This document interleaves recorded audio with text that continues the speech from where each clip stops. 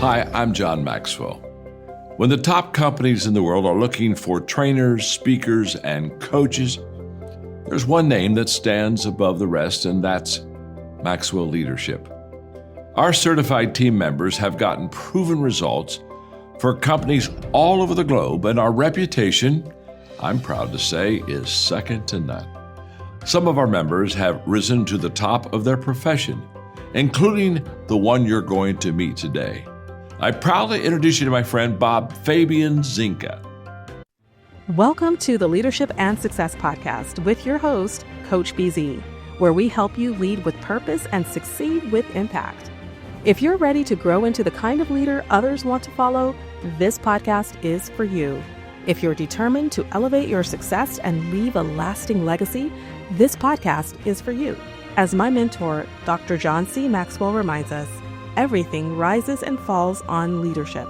Our goal is simple: to inspire you, challenge you, and equip you with insights that can transform the trajectory of your leadership journey. Welcome aboard to another episode of the Leadership and Success Podcast with Coach BZ.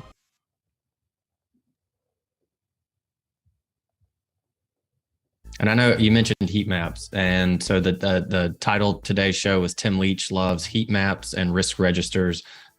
A bit tongue-in-cheek there, because I know you absolutely do not, but they are still being used. Okay, so let's be clear on that. I actually like and use risk heat maps all the time, but only with respect to a specific objective. When you take a bunch of risks, you go around the company and you say, what do you see as the big risk? So go imagine if you're sitting, you have a family of 2 parents and 3 children, and you ask everybody, what do you see as the big risks in the house and the family? Mm-hmm. What do you see as the big risks to the family? You're going to get a weird list of risks, right? Well, unfortunately, a lot of these risk lists that people are creating are cherry picking a bunch of random stuff with low rigor. They don't ask them. A lot of times the question isn't a lot more specific. What do you see as the big risks? Sometimes it's what do you see as the big risk to the company? Sometimes it's not even as specific as that. So, and you've got people like the IIA and the Risk Institutes publishing reports that is a survey of the top risks. And I say to them, would this be the same set of risks if you said, what are the top things that threaten the achievement of our most important strategic objectives? Would that list look the same?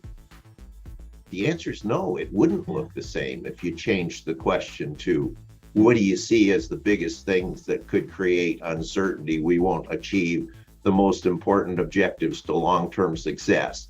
Unfortunately, most of the risk people and internal audit are not asking that question, and they're not exploring it in terms of their work. But it all goes back to the lack. You have supply-driven professions who are pushing out what their institutes and what they think they should do. You have apathetic customers that haven't been willing to define with any clarity what they want. We have a problem in risk governance that's big, and it's around the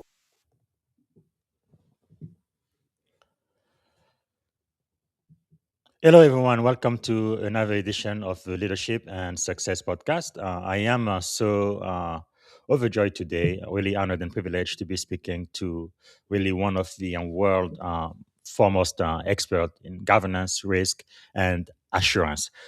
Before I introduce my guest, as is our tradition here, we are going to take a moment, what we call moment of gratitude. So you know the drill. We just take a quick moment to be grateful for something every single time we meet, partly because my brothers and sisters in arms, U.S. Military veterans and service members, it's about 22 of them that commit suicide every single day. And we do believe here that we cannot be suicidal and grateful at the very same time. So if you would maybe close your eyes and put yourself in your happy place. You may need to take a deep breath to slow down your nervous system. And just in that moment, think about one thing that you are grateful for today. And for me, I think it's just being alive. right? I am so grateful almost every day. I still have breath. No, as long as I have breath, I think there is hope for me. I have a purpose, and I am just so grateful for it. Somebody went to sleep last night and they didn't wake up today, but I am still here, and I think it really means a lot. So let us know in the comment what you are grateful for. Let us know where you are joining us from, which city, which state within the US. But if outside of the US or Canada and Europe, let us know which country as well.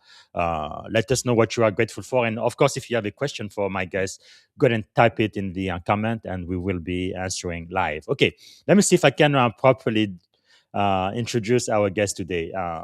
Today, really joining me is a globally recognized governance, risk, and assurance thought leader, Tim Leech.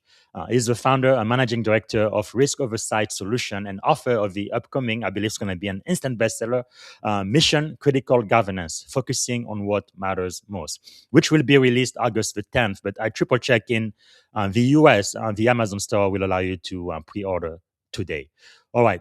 So the book is published by CRC Press. Tim has spent more than 4 decades advising boards, executive, regulator, auditor, and global enterprises on governance, enterprise risk management, cybersecurity oversight, assurance, and mission critical decision making. His work has been recognized by Harvard, Columbia, the London School of Economic, conference boards, IIA, and governance leaders around the world. This is going to be a powerful conversation for naval junior officer aspiring to command, but also Silicon Valley leaders and innovator. So part of what we're going to be learning today is why smart boards and organizations still fail, but also how courageous leadership create resilient organization. So without any further ado, please help me welcome to the Leadership and Success Podcast, the one and only Tim Leech. All right. Good morning, Tim. How are you doing today? I'm great. It's very early for you. It's Yes. pretty normal for me. Thanks That's for getting up so early to do this. I appreciate it, and thanks for that introduction. It's Absolutely. I joined the Navy 21 years ago. Since then, I've been waking up at 5:30 every morning, regardless of the time zone. But it's really a great pleasure and privilege to be speaking to you today, Tim. Maybe to get started, what is something you are grateful about today? Well, I know I've looked at some of your other podcasts, and you should be very proud of them. And many of your participants reference family. And last August, my wife and I celebrated our 50th wedding anniversary. And Amazing. I have to say the thing I'm most grateful for is my family, my wife, and my children. And I now Ah, have 3 and a third grandchildren. So it is a very important piece of my life, and I am grateful that I've been able to have it. And yes. as you said, I woke up this morning as well. So I'm hoping, according to Dr. Chat GPT, he says I should be good for a while longer, despite whatever little ailments that come. And Yes. I asked Chat, I'm quite harsh with Chat, is this something that's likely to kill me soon? So Mm, you can ask Chat those kind of questions, and yes. sometimes it gives you a false answer, but Yeah, I guess the older I get, the more important health is to me. I know I got injured. I think it was in 2017. Was it? I had a back injury, and yeah, I couldn't get out of bed for like 2 or 3 days. My goodness, nothing was more important to me than my health in that moment. But yeah, thank you so much for sharing that. Man, 50 years of marriage. That is really awesome. My wife and I have been married 24 years. It's going to be 25 years in July. So it's going to be about half of your marriage life. What do you think is the secret to your marriage, if you don't mind sharing? That's really outstanding. well, I suppose the thing that's most important is we've learned how to disagree Mm, in a way that's respectful, and we yes. hope that we've been able to pass that notion on to our girls, and Mm, it's absolutely essential to relationships to be able to yes. disagree, and disagreeing is natural, Hmm. and you won't always get the result that you think you should, Yes. whether it's the color of the pool liner or something more fundamental. Yes. Should your teenage daughter be allowed to go away for the weekend with her boyfriend? Mm, So you yeah. face many decisions, and you hope that you can have a discussion with them and reach a place that you're both okay with in terms of going Mm. forward. That is really, really insightful. And for those young people listening now, thinking about getting married or just got married, this one insight could save your marriage for sure. Because I remember when we first got married 24 years ago, I tended to always want to be right. And then I was like, okay, if I keep doing this marriage isn't going to last. So do you want to be right or do you want to be happy? I said, no, I want to be happy. So disagreeing with your spouse is definitely a great, great skill to have. Thank you so much for sharing that. Before we get into the meat of our podcast, is there something about you that most people may not know when they first meet you? Something you are willing to share? I suppose my daughter 3 years ago gave me a Christmas present, which is a life stories application. And what it does is every Monday morning for a year, she would ask me a question Wow. in an email, and she could ask anything she wanted. Wow. And the app gave them a whole range of things that they could Mhm. choose. Huh. The purpose of it is that in the end, it was going to create the life stories of Tim Leech, Yes. but through the eyes of my daughter, who was asking the questions, and those Wow. questions. Um, can get very awkward in terms of Yes. it stop and make you think like Hmm. how did you know you were in love with your mother? Wow. That's really So anyway, something. I suppose the one thing that I answered one day, she asked one Monday morning, she asked, was there a time when you came close to dying? And the Hmm. answer was yes. I was riding in the back of a car when I was 17, and the driver lost control on a snow-covered highway, and Oh no. the car hit some posts that were designed to stop the car going down a big cliff. The Hmm. and it threw it into a 360, and my back door had been knocked open Wow. as a result of the collision, and I was thrown out on the highway, and Oh my goodness. I Wow. slid down the snow-covered highway, and a car went by me in the other lane. I could still Wow. see the driver and his wife looking at me sliding by them Oh my on the goodness. highway. So my daughter said, "You've Hmm. never told us that story," and I said, "Well, it never came up." Wow. I am so sorry to hear that. Nobody died, right? No, no, my glasses got knocked off, and all of the stuff in the car, the back of it was flying around, and my buddy who was driving and my other buddy were in the front. They got it under control about 400 yards down the highway, and he turned to my buddy and said, "Are you Oh my okay?" And then they goodness. looked in the back seat, and I was gone. Wow. What was going through your mind in that moment, if you don't mind sharing? It's kind of funny, but I had been writing back in those days. I was writing an essay for grade 12 English, and I had been writing it longhand. And when the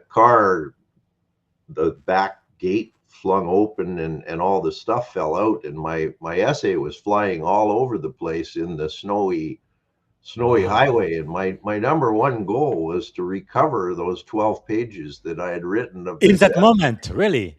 Two things, actually: find my glasses, because I'm actually quite blind, and find the essay so that I didn't have to rewrite it. You gotta be kidding. Like you could be about to die, and that's what you're thinking about? Well, I'd already not died, so might as well move on. Wow. Okay. Okay. That is quite impressive. I don't know how many young people would be feeling. So how did you feel in that moment? I i was just kind of my God, I guess I'm okay, so let's Wow. figure out how we're gonna. It was really snowing hard. I mean, this is in 2 hours north of Toronto, and it was in November, which was very unusual. And Yes. the Wow. highway had been completely covered in snow, and my buddy was a brand new driver, and he didn't know that if your front tire went off the edge of a asphalt highway, you don't correct. Wow. You just take your foot off the gas and let the car slow down, because if you correct, it throws it into a 360 spin. Man, that is quite an experience. Did that experience impact the rest of your life, you think? And if it did, in what ways? Well, I suppose it gave me it's we're here for whatever time, and if you believe in God, that God has given us, or that we're ordained to spend on this earth, and we need to be happy and grateful. Yes. For whatever number of days or years that we're here for, because it can be over in a blink. Yes. And did that teach you anything or impact the way you lead today, you think? I suppose I might be more careful about getting into a car that a driver had just got it 3 weeks before, that had never driven on snow, and letting him drive the car Yeah. Yeah. down a snow-covered highway. I have. Maybe I might have said, maybe we should go back to the cottage and go home tomorrow. Yeah. Yeah. This is imprudent to go home in this weather. Yes. Yes. I guess when you look back, no, you get the insight. But yeah, I have two daughters. One of them I taught how to drive about what 6 years ago, and my second daughter is 18 now. And yeah, I need to teach her how to drive. But it's kind of scary for if I were to be going on the road with a brand new driver. Although in my experience, girls tend to be very very careful the way they drive, following the rules and all of Well, both of my daughters, because we live here in Canada, when they were 16 and they had their learners and were learning to drive, I would take them to a relatively deserted stretch of road and get them to take it up to 60 miles per hour and do a full jam stop. Yes. And then I would, in the winter, I would ask them, we had 4-wheel drive vehicles, and I would tell them to put their front right tire up on the snowbank and drive down the side street half up like this. Yes. Just to get them aware of things that often you don't do, and often aren't covered in training, but yes. sometimes you may have to do it. So the best way, if you have to do something, is to have practiced it. That's so true. Wow. Well, thank you so much for sharing all of that. Hopefully, that's going to inspire some of the listener. So, Tim, you have spent like over 4 decades now challenging conventional thinking around governance, risk, and assurance. Again, thanks so much for writing this book that's about to come out. I think it's going to help a lot of people in the industry. But what originally sparked your passion, though, for improving governance systems? I think it's fair to say that I had joined. I had worked in Coopers and Lybrand, getting my, at the time it was called a chartered accounting designation, and I wanted Coopers to let me go into consulting, and they said, you give me 3 more years of external auditing, and then I think we can think about letting you into the consulting side of the business. And I said, I can't take 3 more years of external auditing. And I went into internal auditing, and I started briefly with Westinghouse Corporation, and then I moved to Gulf Canada in Toronto, and did 3 years of traditional audit. Then Gulf transferred me out into managerial positions in the controllership in Calgary, and so all of a sudden I was now running organization. I ran the oil and gas. We did over $1 billion a year in revenue. Wow. And I looked after 700 or 800 accounting oil and gas wells or more. And that's when internal audit scheduled me for an audit. And it became very clear to me that the traditional paradigm of auditors going in and then writing up what internal audit believes are management's deficiencies and weaknesses is just not a good, positive psychological experience. But even more importantly, it's not the way to drive continuous learning and improvement. Yeah. And that became very clear to me when I was on the receiving end of what I had finished doing for 3 years, which were traditional audits. And that was kind of a pivotal moment in my life. And that was shortly after that, I proposed to the general auditor that we introduce what we called control and risk self-assessment at the time, but it was really objective centric. We would go into business units and say, what are your most important objectives? They're absolutely key that you achieve. Yes. And then we, instead of auditing them, we facilitated a discussion of what are the things that could get in the way of that happening successfully, and what are you doing to manage those risks, and are you okay with the risk? Yes. So that was really my pivotal moment. We proposed it to the CEO. He was a crusty old oil and gas guy. He said, it makes good sense to me. Just go do it.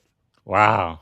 So we did, and we started to write about it and talk about it, and people got excited.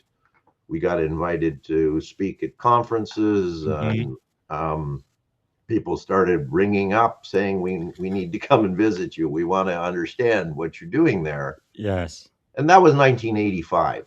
So wow. a long time ago. But that was my pivotal moment. I still have not released my view that the traditional approaches to internal audit is not a positive way to drive improvement or to support governance. And later, when risk management started to come along in the 90s, into the 2000s, companies started to create risk groups. I am and was an outspoken critic of this notion of building risk registers and presenting heat maps to boards. It was, in my mind, it was a sham. And I regularly in my posts call it governance theater. It's done for theatrics, in the sense of it isn't helping boards do what they need to do, which is to oversee the success of the company. And it's just pacifying some well-intending but misguided regulators. And sometimes the boards, some regulators have said to the boards, governance includes you reviewing a list of principal risks. So they tell management, bring us a list of principal risks. They schedule it for a 1 hour or 20-minute discussion once a year, and that's their tick. Yes. Well, that's really, this is from one of your LinkedIn posts. That's really the elephant in the room, isn't it? And again, you have this upcoming book. I think it's going to be an instant bestseller, Mission Critical Governance, focusing on what matters most. So instead of the, I guess you called it theater, what should C-level executive actually tell their board? What is the proper way to do it for those who really care about risk and making a difference? Unfortunately, it's a little more complex, in the sense that most companies have not defined what I call mission critical objectives. Those are the top strategic value creation and value preservation objectives. Yes. And you can do it in any size of business. You could do it for your own business. Yes. Well, what are your top things that you're trying to achieve in terms of value creation? What does success mean to you? What are the things that you could get wrong that could seriously hurt you? Let's put those into objectives, and then let's take some time and consciously think through whether you're okay with the way you're pursuing those. So the concept is dead simple. AI-assisted research in my 40 years working with literally tens of thousands of companies, if you count all the students in my classes, the majority of companies have not agreed what are their mission critical objectives. So what it means is that governance activities are incredibly fragmented, and they're not focusing on what I believe is the most fundamental question is, are we okay with the uncertainty we're taking that we're going to achieve our most important value creation and value preservation objectives? Full stop.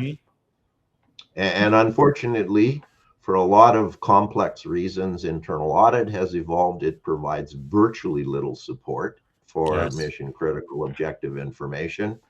And the risk groups, they also similarly don't provide reports on the state of uncertainty linked to mission critical objectives. So we have a situation where almost nobody disagrees that that makes good sense. Mm-hmm. So what we're really at is people don't want to change from the way they've been doing it. But in Yes. my book, and what my book really crystallized to me, the majority of CEOs don't want the board to know the state of risk linked Mm. to mission critical objectives. So they actually, and I saw it over my 40 years, internal audit and chief risk officers, the no surprise meeting with senior leadership. What are you going to tell the board? Yeah. Well, if they don't like what you're going to tell the board, your career is pretty much finished. Yes. If you persist in telling the board what you think the board needs to discharge its obligation to oversee mission critical objectives, and your CEO doesn't want the board to know that uncertainty status Mm. information or even performance data, for example, on a mission critical, Yeah. I've seen literally dozens of chief risk officers and CAEs. They get fired. Sometimes it's in a quiet way, Mm-hmm. but their careers are finished, Much at least over. at that company. Well, let me ask you this. I guess in many organizations I've seen, it seems to be the CEO and the C suite that tend to come up with those mission critical objectives. But for good governance, shouldn't that be coming straight from the board, though? Well, you know what you've decided in chapter 1 of the book is titled "The Purpose Void." What my research tells me is if you go out and you look at literally thousands and tens of thousands of listed public companies in the United States, Canada, the UK, Europe, Australia, South Africa, almost no boards disclose what their purpose is. That's crazy. They disclose all the things they're going to do. They're going to have meetings. They're going to have committees. They're going to review the strategic plan. They're going to review audit reports. They're going to review the risk register. Well, isn't that summary. the true elephant in the room then? Because that should be the number one. Well, in the book, Goal. the lack of board purpose is in fact the central problem.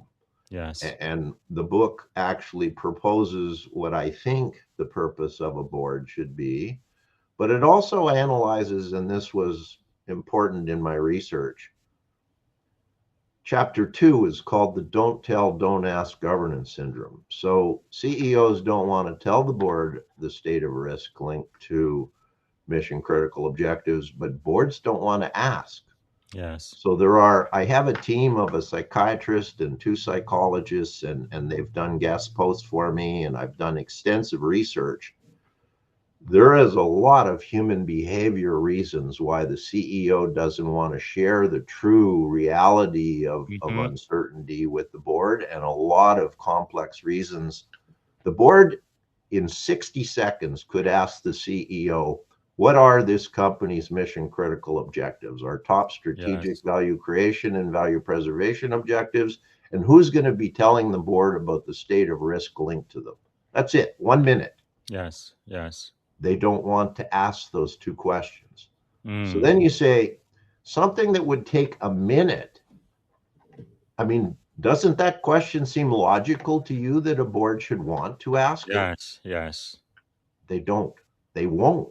And the reasons are incredibly fascinating in terms of why the board won't take that 1 minute and ask those 2 questions. So I've done posts on 2 questions that could change the course of governance around the world, literally in a period of a few months. Boards won't ask it. Why? So, Why do you think? The book gets into it. It's given our time constraints, I suppose the short answer is they don't want to know, because then they'd be accountable for knowing that they know. So let's assume we have a situation. I mean, one of my companies, over the years, I've done huge work in oil and gas all around the world. And I don't know if you know much about oil and gas, but certain crude has sour gas in it, and sour gas is a byproduct. When you produce that oil, Yes. it produces sulfur, but it also produces incredibly poisonous gas. So mission critical should say that one of the safety objectives is to ensure that our sour gas processing plants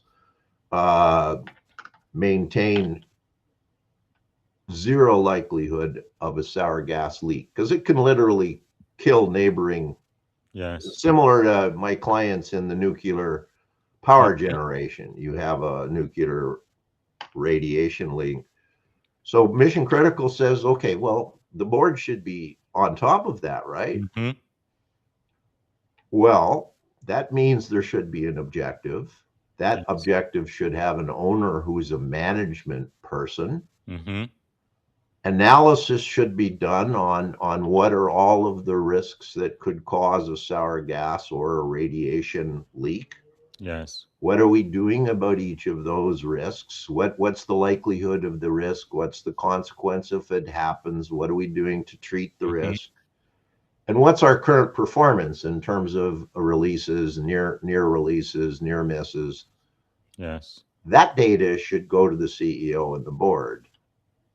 Well, that's not how they do it in most companies. So whether that's customer service, I have a favorite barbecue called a Napoleon. I've used them for 30 years. So recently this spring, I wanted to I needed to ask customer service whether my warranty covered a part that I needed to replace. And I call up and I get the recorded message that the wait time is currently 1 hour and gives me no option to call, for them to call me back. Or I had previously recommended them all over to people about fabulous customer service. All right, so I'm giving you a counter. That's a value creation objective. Great customer service. Yes.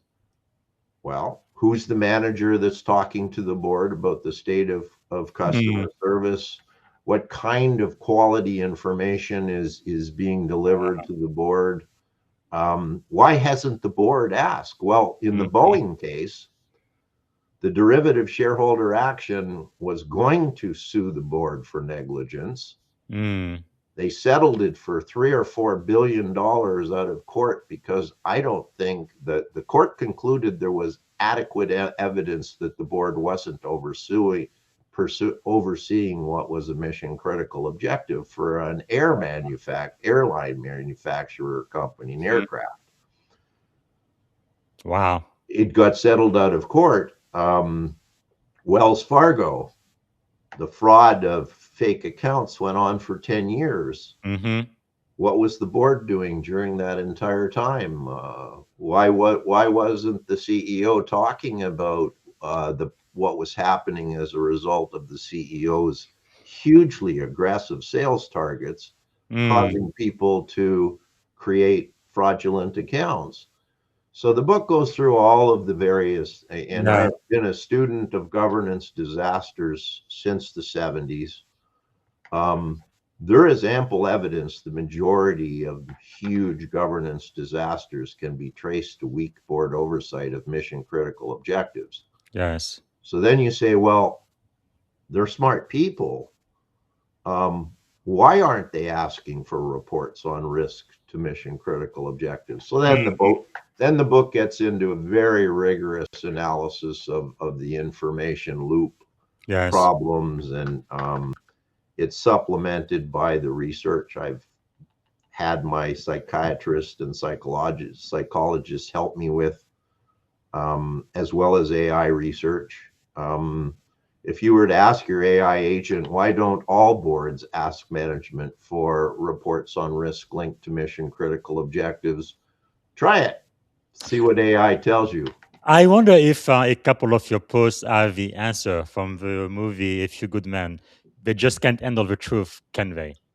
Well, that was certainly, when I ask chat for an answer, I mean, certainly the psychology of it is hugely important, and the work of a guy by the name of Peter Senge, Senge. He wrote the Fifth Discipline, the Art and Practice of the Learning Organization.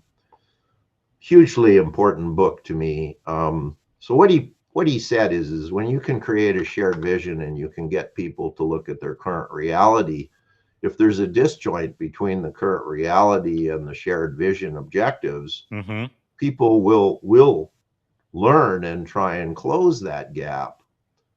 That was very exciting to me, and I built a lot of my methodology around that fundamental principle of you show people their current reality. If it's not looking like it's going to achieve what they claim they most want, human behavior should say that will cause them to close that gap. Yes. Sadly, later in his he concluded that human beings aren't capable of looking at their current reality. It's just against the human nature to be willing to have a hard, objective look at one's current reality.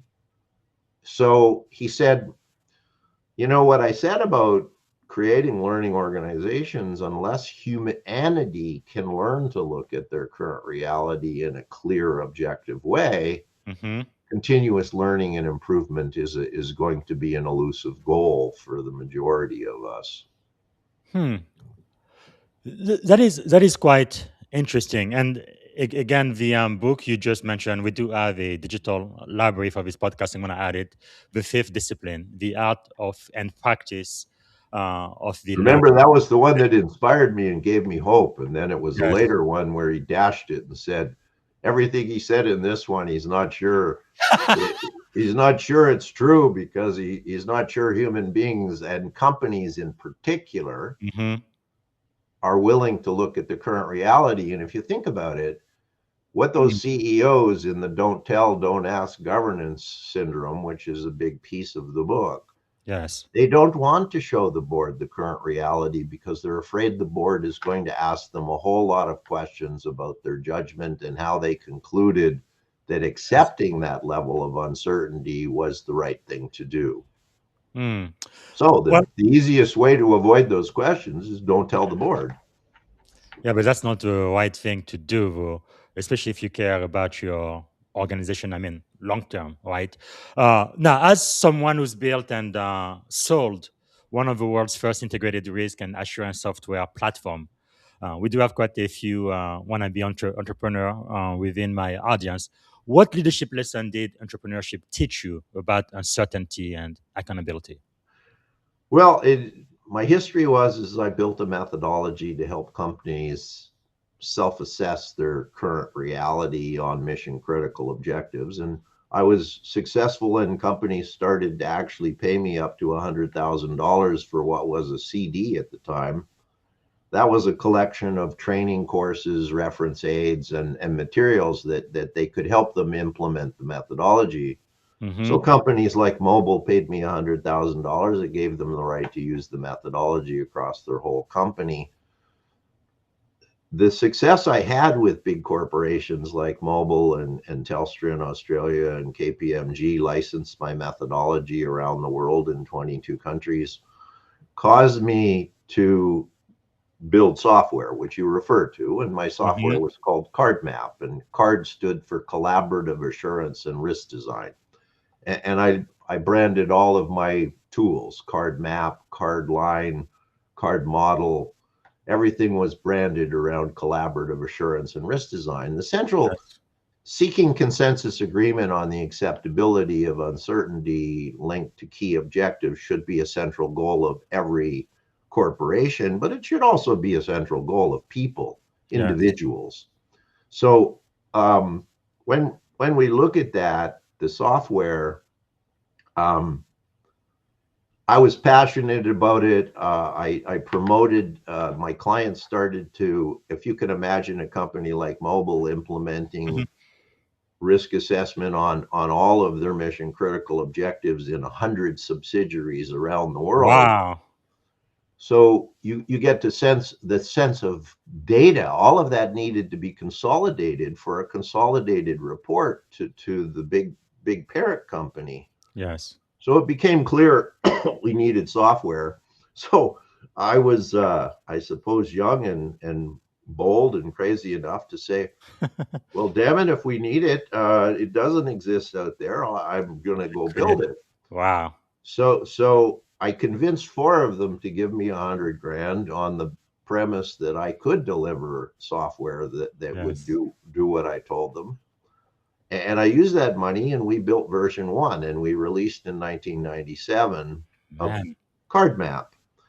The goal was to show the CEO of a company or any of its subsidiaries the current state of risk linked to mission critical objectives in that subsidiary, and a consolidated view of risk to the consolidated company's mission critical objectives, which often tended to be grow revenue by grow our proved and probable reserves by 3 million barrels year over year, et cetera, et cetera. So I was proud that we actually pulled that off. That's amazing. In the year 2000, we took our platform to the cloud. We web enabled it, started to sell software as a service. That was in 2000. So that was 26 years ago. That's amazing. Here's the rub, though. I eventually sold my company to a top 3 GRC software company in the States that offered traditional risk and internal audit services, because Sarbanes-Oxley threw all progress back 2 decades. So, and I know by doing research for this podcast, you don't like SOX very much, but yes. Yeah. So there it was. So I had 2 companies interested in buying mine. I sold to Paisley, but what that and my 40 years taught me is what I'm promoting. It's not that it doesn't make perfect sense. Yeah. It's that the forces against it happening are so powerful. Yes. And when I say even the regulators could, in a stroke of a pen, call on every listed company for the board to have a stated purpose that was disclosed. They won't. There is no regulatory regime in the world that calls on the boards, who they claim is the foundation of governance, to have a clear stated purpose. It looks like the FTC should do that, or the SEC, right?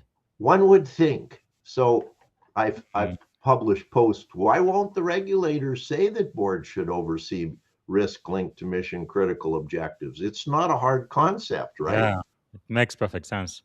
They won't. There is not a regulator in the world or a governance code in the world that is clearly stated boards should ask for clarity on what are this company's mission critical. Why do you think, tell us? Why do you think that is? Or it looks like from within the organization, we can think, okay, maybe it's human behavior, maybe it's just a process problem, but this is a little bit bigger than that, right? I have done full posts on it, and I've asked AI why regulators won't ask that. I would go down and talk to the Financial Reporting Council in London when I was there. I worked there extensively in the UK. There's a 4-year case study. I would go down and promote this idea and say, why don't why don't in your governance code, do you just simply call on all boards to agree what are the company's mission critical objectives with the CEO? Yes. And ask for information on risk. Here's their answer.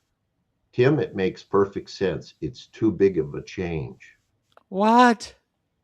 I'm giving you the honest to God truth. Now, they wouldn't put that on the record, of course. Yes. So now, and then we look at who are the primary players in the SEC. The SEC is heavily populated with lawyers. Yes. The U.S. is incredibly compliance and litigation driven.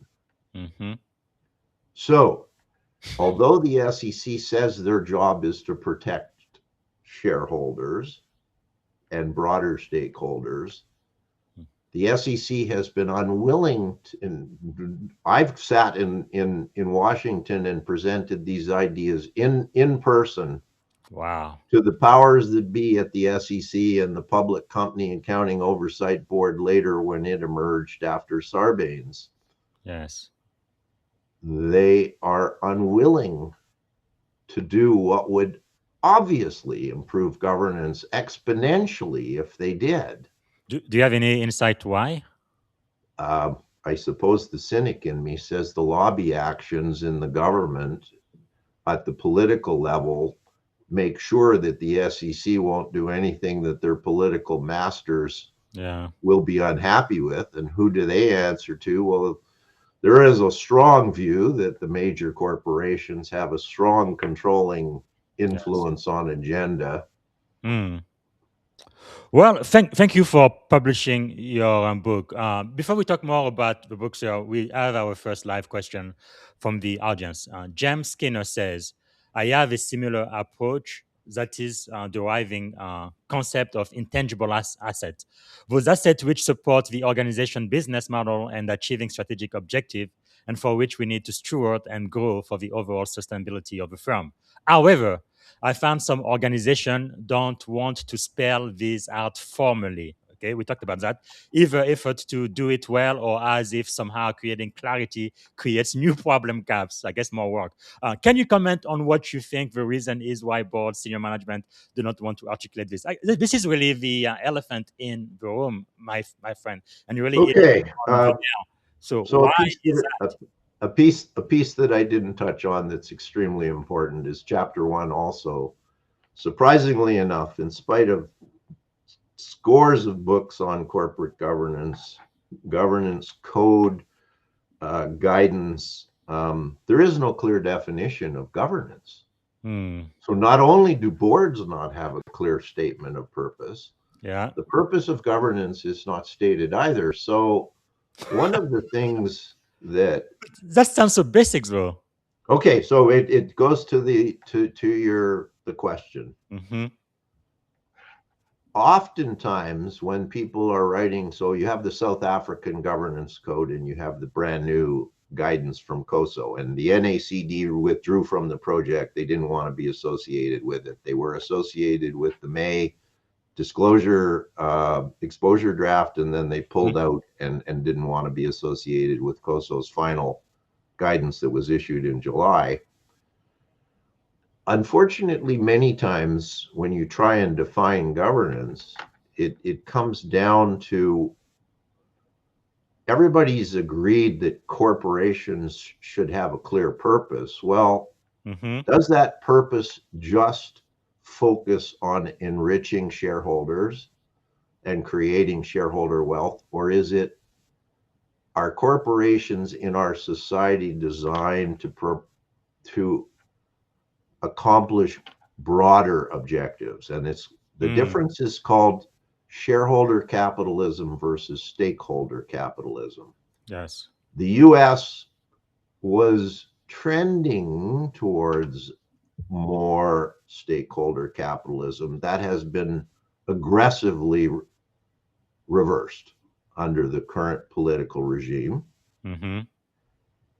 However, South Africa's governance code, it's clearly a stakeholder governance model in terms of what it says.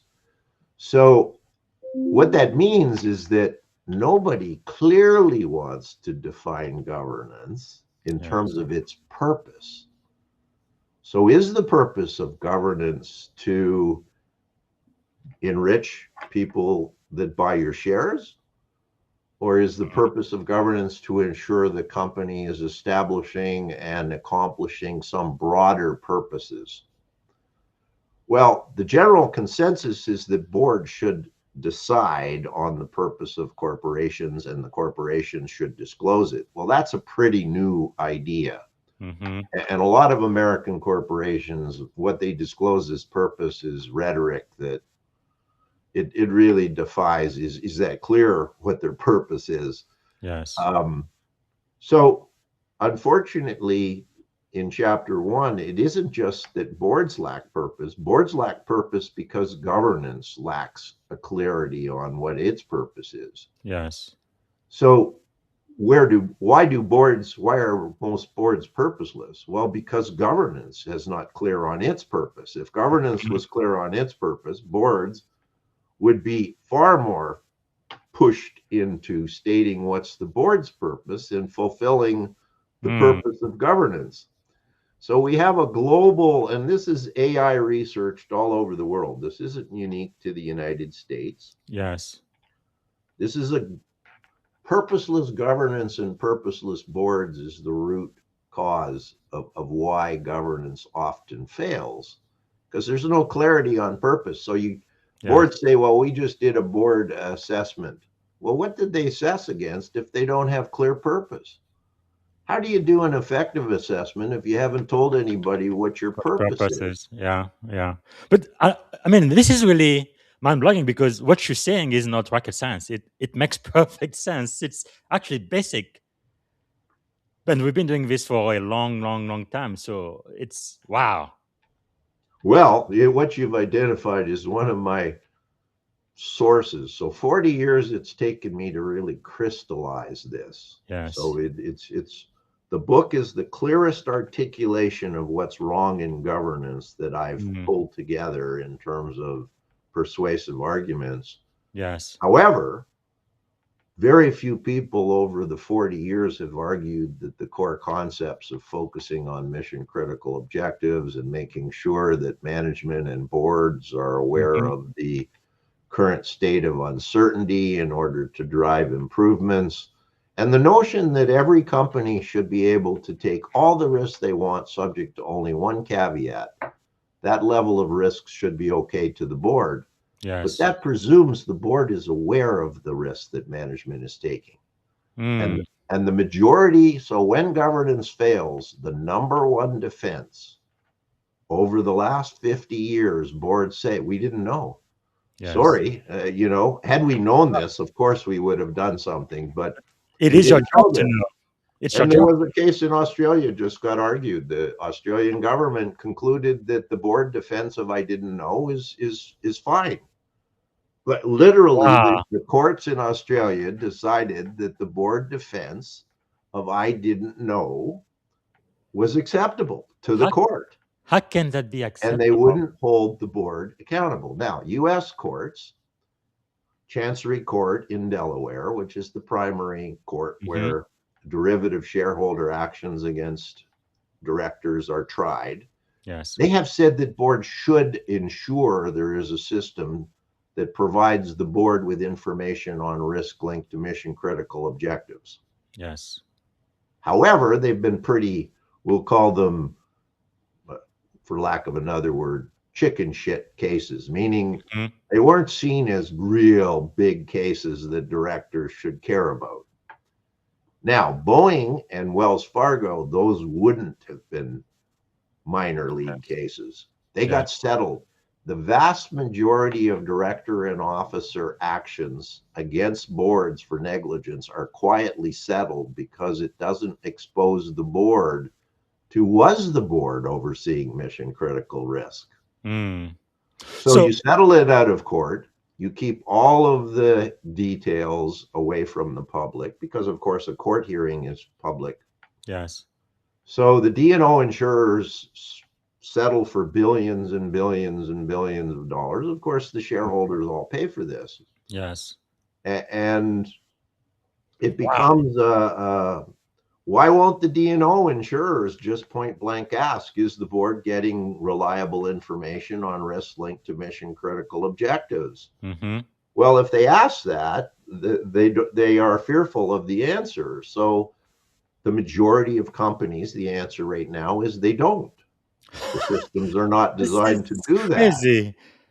Wow. Okay. So looks like we only have about 5 minutes left, but I think what you have uncovered is really critical to everything we do.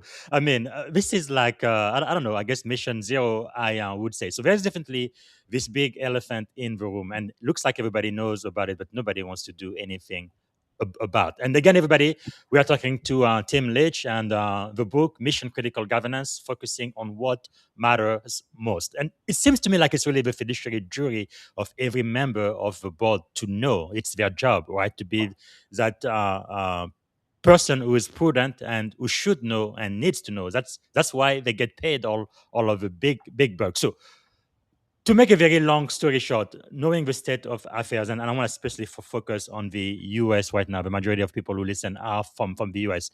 What do you think is the way forward? How do we really tackle this problem, which to me seems like it's a pretty simple and basic problem, but it looks like there is a lot of politics, fear, and maybe human behavior and processes that get in the way. But what is the way out, you think? I'd like to give you a nice upbeat answer, but AI, who has been working with me for 2 years and understands all of the massive barriers, the regulators that don't want to do this, the director institutes that don't want to call on boards to oversee mission critical objectives and risks, the IIA that doesn't want to tell auditors to stop writing up management's deficiencies and weaknesses, the risk institutes whose members are still largely producing risk maps. Yes. AI, unfortunately, gives me a 10 to 20% chance of meaningful change, because the forces against protecting shareholders better are stronger than the shareholders who are not demanding change. Yes.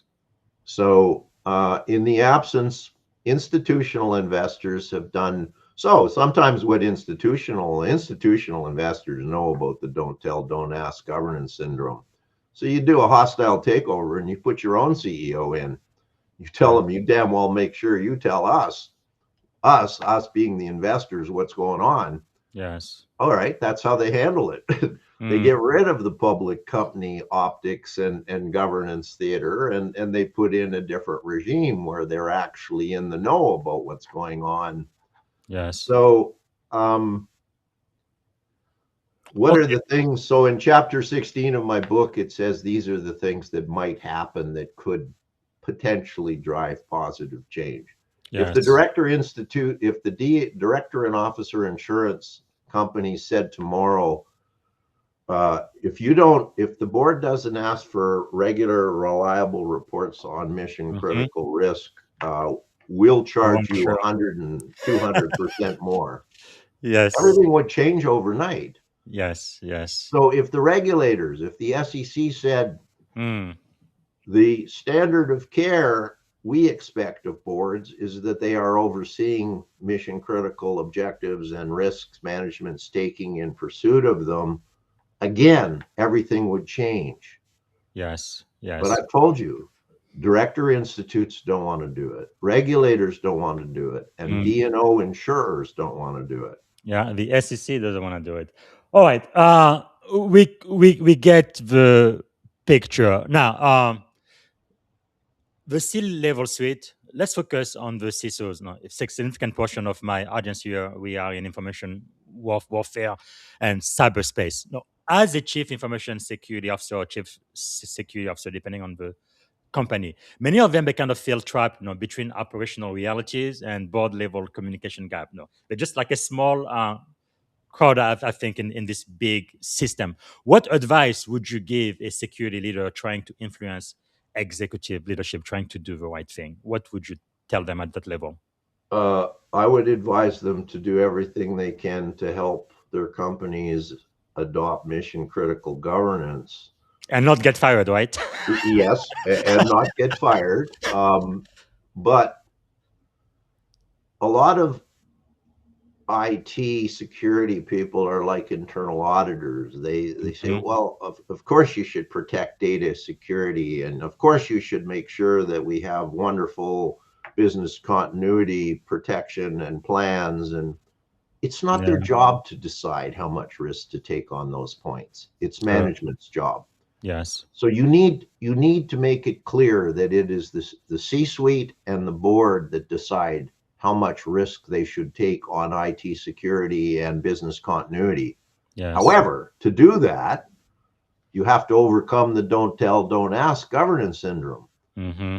So the CEO doesn't want the chief information security officer talking about, well, what is the risk that Yes. our confidential customer data files are hacked and exploited? Well, let's just first, who owns that objective? Well, if it's the chief information security officer, you're dead in the water. Yes. Because they're just setting them up for a fall because they have no ability to resource the treatments that are needed. Yeah, you become a scapegoat. Yeah. So now, of course, if you get paid enough as a chief information security officer, you may be prepared to accept being a scapegoat. Yes. It comes, it's clear you're being set up. If things go bad, you're going to be the one that's hung out. Yes. Yes. So unless you can get the C-suite to acknowledge it's their job to decide how much IT security, how much business continuity risk the company takes. But don't analyze that in a vacuum. Analyze it in the context of other mission critical objectives like hitting sales targets and the share price. And don't talk about IT security as if it's a vacuum that has no relevance to anything else like customer service. I mean, customer service, it was probably the company I told you about, the barbecue, it has an AI chatbot. So I'm trying to put in my warranty information and it kept telling me that my model number on my barbecue was wrong. It was absolutely correct. I got it right off the barbecue. I called my barbecue vendor and verified the model number. Yes. All right. So then I just say, okay, well, it's giving me an edit control and not letting me file my warranty claim. So I decided to talk to Chatbot. Chatbot doesn't know anything about what's causing these problems and doesn't take any responsibility for fixing it. So then I called the customer service number and it just gives me a recorded message saying the wait time is over an hour. Call back some other time and maybe you can talk to somebody. Wow, this is really fascinating. Looks like we've already run out of time. Can we stay for another 5 minutes? Or do you have? I'm fine for time. Okay. Thank you. Thanks so much. I think this is so critical. We do have one more question from our live audience. Daniel, who is a very active member of my tribe, Daniel Young says, what have you seen actually move the needle? Metrics, incentives, or board behavior that convert first-line fear into candid proof of uncertainty disclosure the board assurance index can rely on? Anything? Well, I suppose I believe that it starts with the purpose of the board. If the purpose of the board, if the board said to the CEO, I want to be very clear, CEO, one of your primary jobs is to make sure we get regular reports on the true state of risk linked to mission critical. And I don't mean the ones you just make up. We want some independent assurance that it's reliable stuff and it's not clouded with cognitive biases and concealment because you're worried that we'll ask you hard questions. It starts with the purpose of the board. So the question asked is, in the absence of the board believing it's their job to oversee risk to mission critical objectives, and in the absence of chief risk officers and chief audit executives believing that part of their purpose is to ensure management and the board get reliable information on the state of risk, it just isn't going to go anywhere. I mean, the other is people are also starting to talk though about whistleblowing mechanisms that go straight to the board without going through the C-suite at all. The whistleblowing goes to an independent law firm who then provides a report directly to the board. I acknowledge that would certainly put the fox in the hen house. For sure, particularly if the whistleblowing line said, if you're worried about the state of risk linked to any of this company's declared critical objectives, you should be using the whistleblowing if you don't feel it's safe to talk to your management. Yeah. All right, but I accept that but that's not something cultures like. True. And I don't believe, I don't know how many CEOs would be happy with anything getting to the board without them looking at it. Yeah. Yeah. So it has to start with the board telling the CEO, be very clear. A condition of your employment is that you provide us with candid information on the true risk and uncertainty. And as long as we're comfortable that you're making wise decisions on what constitutes acceptable Yes. uncertainty, we will be there for you because we hired you. Yes. Yes. And however, we may sometimes not always agree. We want to Exactly. have a good discussion with you when you're thinking something is worth taking the risk, Mm. but we're not at all comfortable with it. But remember, the number one defense the boards want to use is we didn't know. Yes. So as long as boards want to use the number one defense when things go bad, we didn't know, Mm. the easiest way to make sure you have a we didn't know defense is don't ask Yeah. for it. Yeah. They basically cannot handle the truth. Well, I guess this is what I am going to say. I know there is a lot of aspiring leaders who watch this podcast, but we do have a lot of very senior members too, and people who are members of boards. I guess including myself and a couple of non-profit. But I think for board member, board director listening right now, it is your job, right? The buck stops with you. You need to know the purpose of governance and the purpose of a board. That is your job. That's why you are on the payroll, and that's why that's your fiducial duty. I mean, there is no way around that. So I think everybody listening to me right now, I think it's critical. That's definitely the elephant in the room. Board members, you need to do your job. It's really as simple as that. Isn't it, Tim? If you are a Well, board member, I hate to break this to you, but just because Coach Coach BZ thinks it's the purpose of boards and the purpose of governance isn't going to change the whole world if they don't believe that it is the purpose of boards and the purpose of governance. mm, So well, all as of the much as you're training, a wonderful guy and you're influential, unless you can convince some of those D&O insurers, mhm, SEC, yeah, OCC, the yes, yes, IIA, none of on and those on. people believe right now that the board's purpose should be to oversee mission critical risk. Yeah. Wow. Oh well. I don't know what Tesberg is to say, but this is why I believe your book was scheduled to be pre-ordered in July, but in Amazon it's available right now.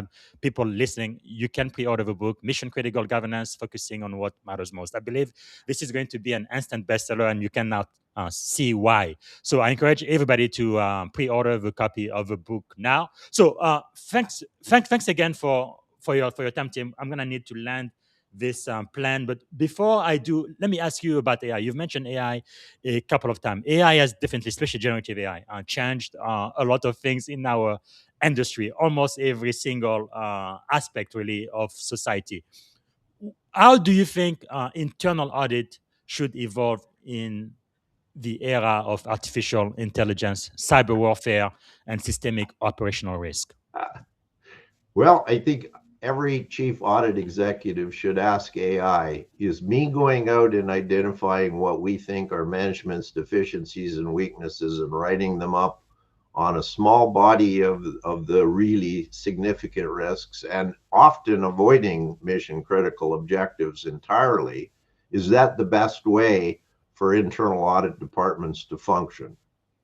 Yes.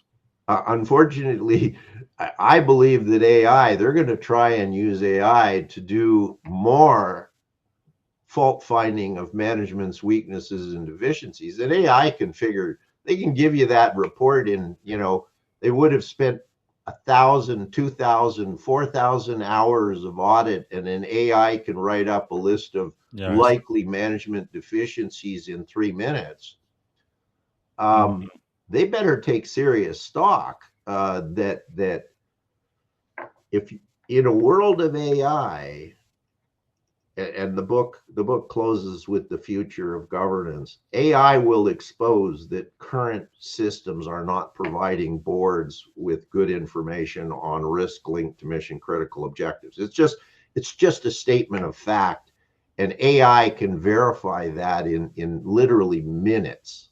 Yes. That a Yes. company is not providing. It can just look at all of the board packs for 5 years, and you ask AI, did this board get in reliable information on risk linked to mission critical objectives key to this company's success? Yeah. AI will give you an opinion. Yes. And Yes. the answer is probably going to be, in the majority of companies, no, this No. board is not getting reliable Yes. information. The systems are not designed to give the board That true. information on risk. So AI can expose that in minutes. Yes. So I guess we do need courageous governance. I believe it's really at the board level. I don't even think the C-suite is responsible for that. It's the board that should tell, hey, C-suite, this is what it is, and execute. So for courageous governance, or for board members who are listening right now, how do they create cultures where uncomfortable truths can safely travel upward, where they become more and more able to handle the truth? What do you think? Well, I think the most uncomfortable discussion they have is, can we agree on a board purpose statement that actually looks like something other than rhetoric, Yes. that clearly defines what will be different as a result of our existence? If you're going on to a not-for-profit board, you're not exempt in this. We work with not-for-profits and charities.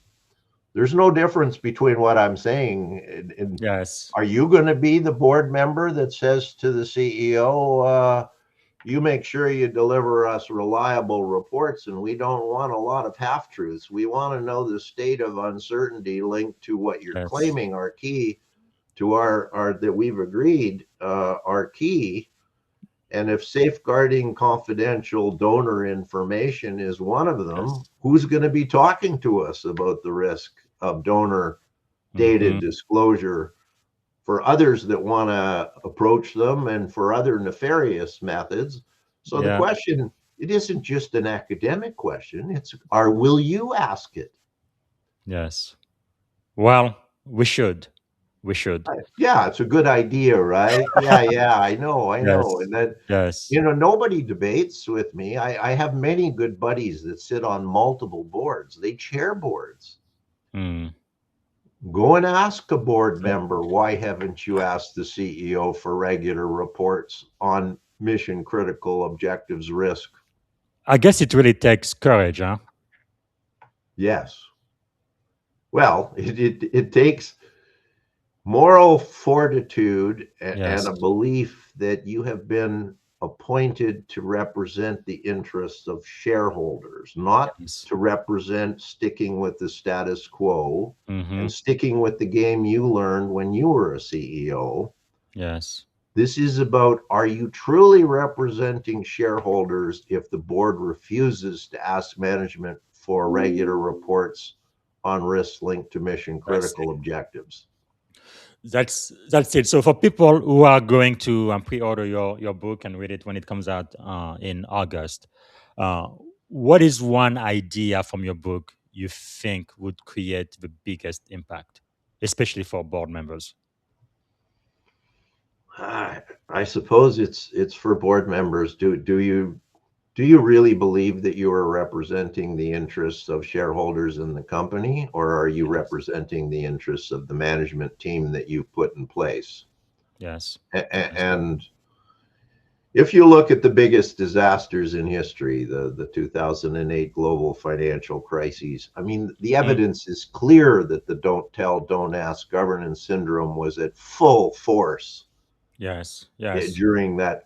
And if you look at the Boeings and the Wells Fargo and the McDonald's you can look at all of the major governance failures. Yes. It's about, people are so used to the way the game is played. I use the analogy, in the middle centuries, the medical profession concluded that bleeding people was a cure. They honestly believe that. So the majority of doctors at the time believed that bleeding out people was a way to cure them. Now, here's what I have had to come to grips with. Changing that view took centuries, Yes. not decades. It took centuries. Mm-hmm. Well, the views that boards aren't to ask about the risk to mission critical objectives, and C-suites don't want to tell the board with any candor and reliability the risk. It has taken 100 years to develop those rules of the game.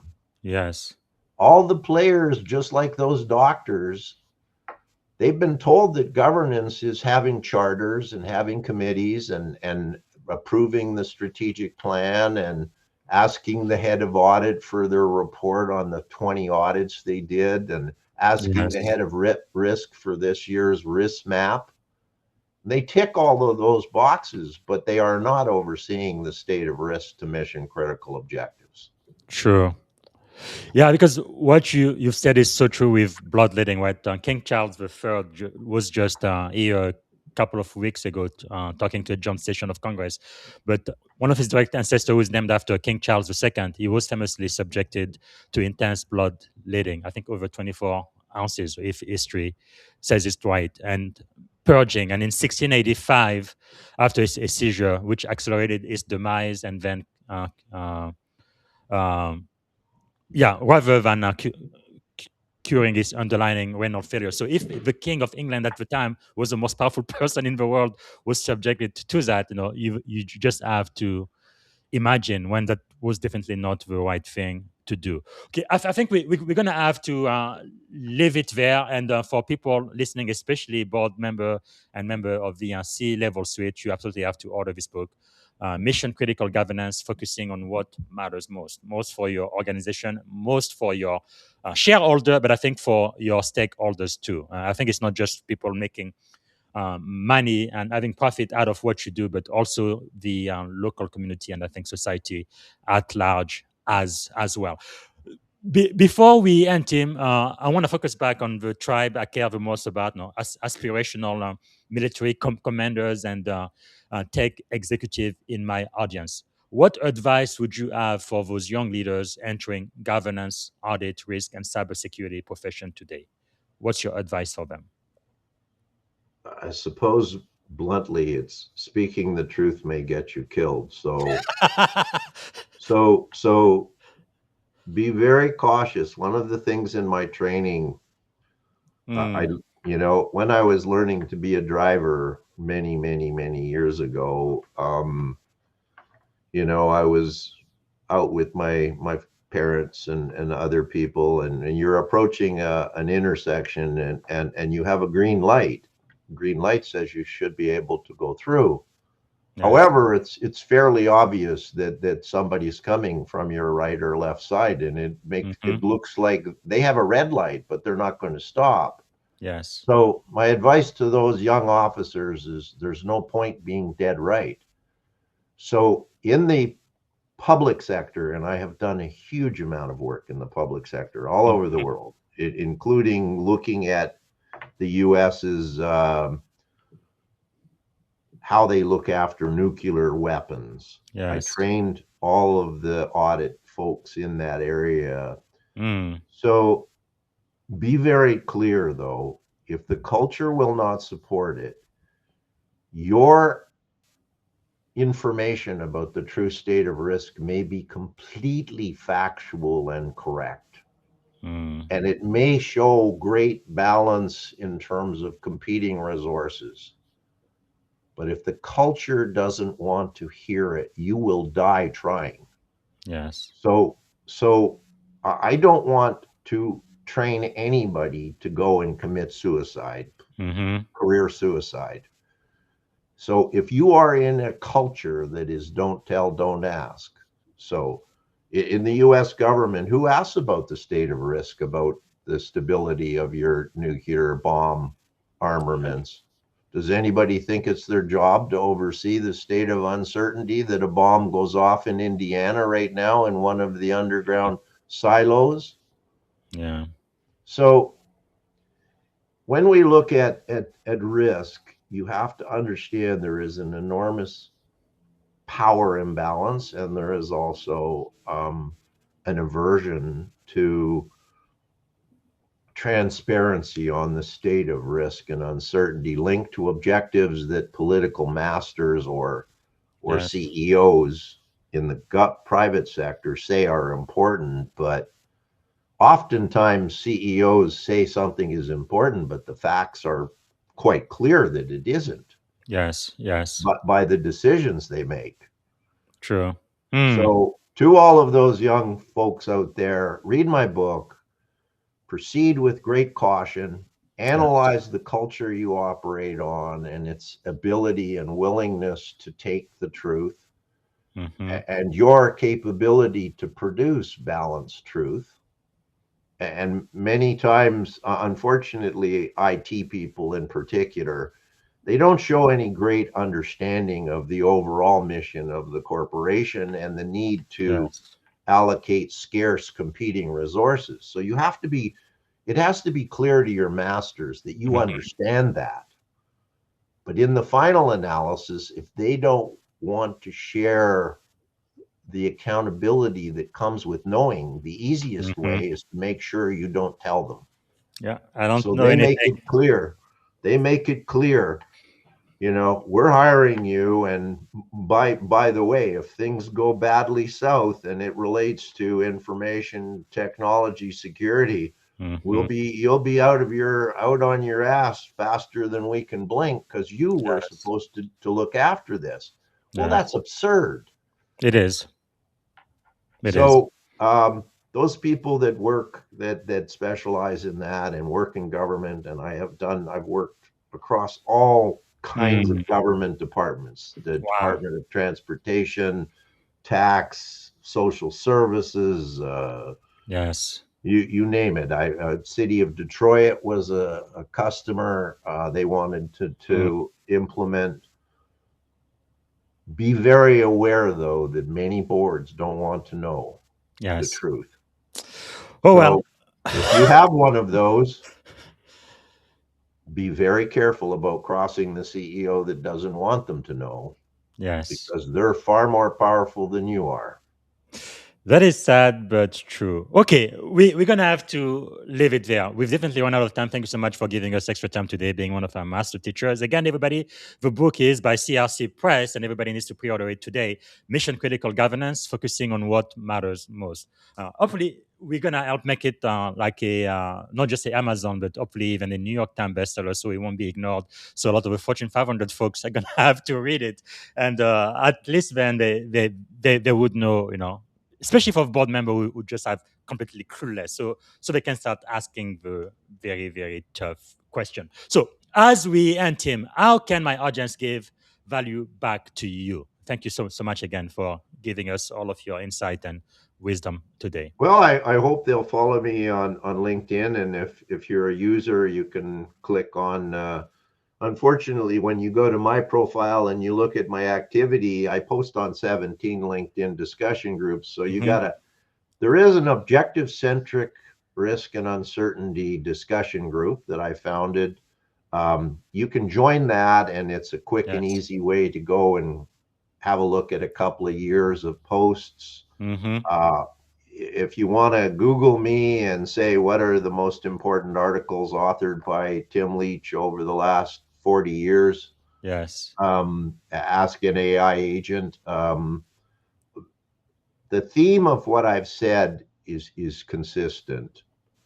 My understanding that it's culturally difficult to challenge is greater now. Now, we also have a risk oversight in some of your article as well, right? Yeah, that's in the resources page. It has 30 years or 40 years of, it has the original article I wrote in 1990 that launched a generation of change. Yeah. Board risk and uncertainty management oversight. Now, can you also tell us about your class, Certified in Mission Critical Objective? Risk Academy. Thanks for bringing that up. We just updated this whole 11 module certificate. It's $693 US. You can take it at your own pace. It's all updated materials, 11 modules.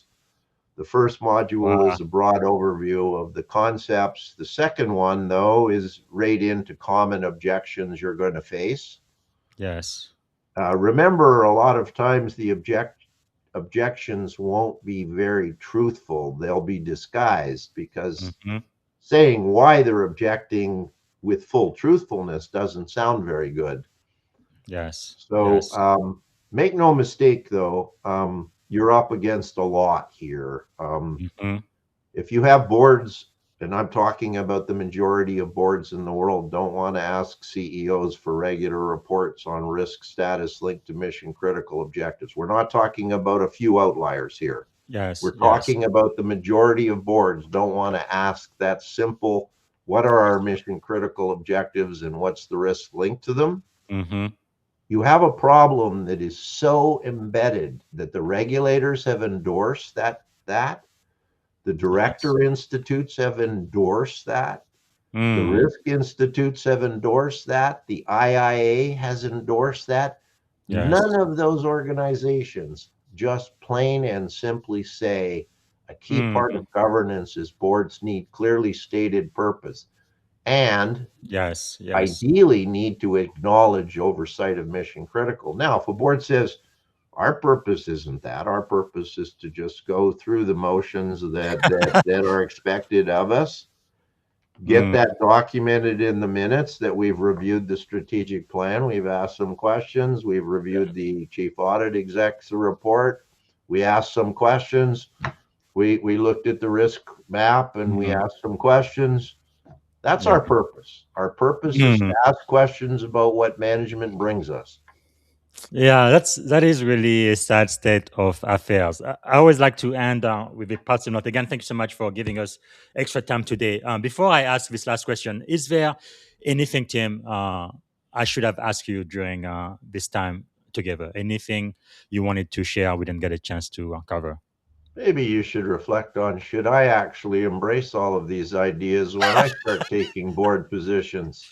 Yeah, I think the answer should be yes. And we definitely want everybody to go ahead and sign up for your class. All of us C-level suite people listening now, and especially those who are board members. Because really, in my opinion, that decision remains with the board. Not even the CEO or the CISO or the CIO should make that decision. It should go from the top down. That's the way it's supposed to work.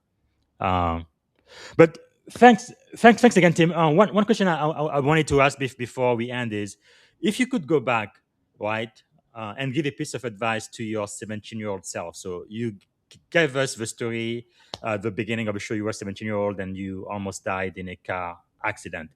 But now, having lived this long, standing at the edge of this incredible career you have had, and especially, I think the impact you are having on the entire industry. What would you say to that 17-year-old Tim? Try and think through what your purpose as a human being is and what your purpose you would like to pursue in your career is. And try and stay. I'm looking at a poster that I built as a mission statement for my first company, Card Decisions, and it's at the heading it says changing the way the world thinks about control. So I've had a purpose that wanted to change the way the world thinks about control for 40 years. Wow. I felt it was not good, and it was not good in an important way, and that I should try my best to change it. But you are definitely making a dent in that universe with this upcoming. So that's my advice. But yes. It's harder to think about what's my purpose as a human being. Now, be very aware. My team of psychiatrists and psychologists say that we as human beings don't want to think about our purpose of ourselves as a human being, or the purpose of the corporations and organizations we run and oversee. Yeah, which in America, a corporation is now a person, right? Yeah. So Wow. remember, you're battling against a human aversion to clarity on one's purpose. Yes. Wow, that is really deep. Okay, we are going to leave it there. Now, we did talk about some pretty heavy stuff, and it looks like the world is going in the wrong direction right now. What is one thing you are feeling optimistic about? I'm feeling optimistic that people like you would invite me on this Thank you. podcast, and that I can influence, whatever number of people, and I will Yes. send all of my followers and my LinkedIn people that do Thank my you. reading to the podcast. Thank And you. we hope that thinking deeply about, are we really going in the right direction, or should we Mm, stop and go back to the fork in the road and rethink? And it's a hard decision, because you might be yes. many, many miles down the wrong fork. Yes. Yes. It's a big trip back to the fork and True. then go. And it Well, takes huge human courage to say, we as a profession have been doing this wrong since the inception of the yes. profession. Well, but this is the burden of leadership. If we are going to lead, we have a decision we need to make. Yeah. Well, thank you so much, sir. Very, very last question, and we need to end the show. One word that represents our shared experience on this podcast today, sir. One word. Inspiring. Yeah. Inspiring that you I would think. ask me to all of these questions, Yeah. they're important in questions that you've asked me. And Thank you. I hope that many around the world will embrace at least considering my arguments. I mean, I Yes. don't accept, just Yes. like my wife, I don't expect her to just say, well, it's clear that you're right and I'm wrong. Yes. Yes. But That's true. think about the strength of my arguments, and think about, go ahead, Yes. ask AI to read my book, and then what are the intellectual flaws in Tim's Mm. theory? No, I don't think anybody's going to find any flaw, sir. I think the bottom line is, like you've well stated, there is an elephant in the room and everybody knows it. And people just cannot handle the truth. So I think it's going to take courage, moral fortitude and courage for people who are board members, part of the C-level suite of the organization to start making that change. I guess for the first time, I've been doing this podcast for about 5 years now. I've never felt so challenged. So thank you for challenging each and every one of us. Myself, I sit on a couple of non-profit board, and I need to think: am I going to ask them the question? What are our mission critical objective, and what are the risks associated to them? That's my job as a board member on the organization. And if I can do that, then I shouldn't be on the board. I need to do something else. Maybe sell ice cream and make people happy, right? Well, and remember, on those not-for-profits, whether it's this Cancer Society, or if you passionately believe in the mission that you're sitting on, and Mhm. oftentimes you're doing it as a volunteer, Correct. this is an approach that will increase the likelihood that cancer will be cured, and that Yes. diabetes the lives of diabetics like me will be Mhm. improved. Well, if as a board member you passionately believe that mission critical governance will increase the likelihood of those outcomes in Yes. those causes, you should be just as passionate about convincing your fellow board members Yes. and the management of those causes to Mhm. change the way they've been approaching it. True. True. Yeah, it does take a lot of courage when you do things a completely different way. Because I had a great chance in my life, opportunity to be a commanding officer. Very, very few people, less than 1% of people who jump the Navy end up being commanding officers. But one thing I've really learned is, yeah, this may have been the way we've been doing things since the beginning of time, but is it the right thing to do right now? Right. But the first, you have to take time to first, listen and learn, and don't make any changes. Just see how things have been going, and then after you've had enough information, okay, maybe we need to do things different. And having an answer like, "Oh, sir, that's the way we've always done it," that's not a good answer. No, that's just not. And sometimes there's a window of opportunity that the culture opens briefly for an opportunity to drive some change. And Yes. you have to hope, though, that some of those powerful institutions like the director institutes, the regulators, the people that write governance codes, will just clearly state that board should have disclosed purpose, and everything the board does should be aligned with what they claim is their purpose. And if the purpose is to review and ask some tough questions on what management gives us, fair enough. If you're a shareholder, you can decide, is that what I want from my board? Yes. Oh, well, thank you, sir. We're not going to solve this today, but I guess you give us an array of hope. And I'm really hoping for the courageous leaders out there who are listening to this podcast, the change is going to start with you. All right. Thank you so much. Really, really appreciate your help. Thank you for being one of our master teachers today. You've given us a lot of things to really think about. So I appreciate that. Thank you so much for having me. And I'll make sure that I try and encourage tens of thousands to look at your podcasts. Good. Thank you, sir. I appreciate that. Thank you, Bob. All right, everybody. This is one for the book. I think this is one of the few podcasts that actually challenged me myself. And yes, it's something we definitely need to do. So again, everyone, you can pre-order it in the US for sure on Amazon only. Mission Critical Governance, focusing on what matters most, right? Tim J. Leech. This is a book every executive and every board director needs to have. And make sure to follow Tim as well, especially on LinkedIn. And you can go linkedin.com in Tim-Leech-01950013, and also take his course, Chris Academy Teachable.com. All right, that's all we have for today. In about an hour or so, I'm going to be interviewing somebody I met actually when I was at the University of Alabama. She's now an AI expert. We're going to be talking to Sarah Catherine Carpenter, my good friend. We're going to be talking about trustworthy AI, leadership lesson from the front line of AI safety.